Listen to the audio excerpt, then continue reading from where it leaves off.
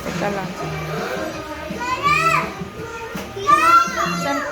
Siya na yung Kaya, ganyan yan. Kaya niya pinagbabawal.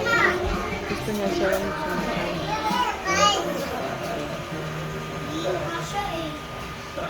Ganyan yan. Okay, magagawa, be. Hindi sa atin eh. Ayan, kinalat na naman ni Jana yung mga tela-tela. Sinong pa, bebe? Bad yan, kuya, ha?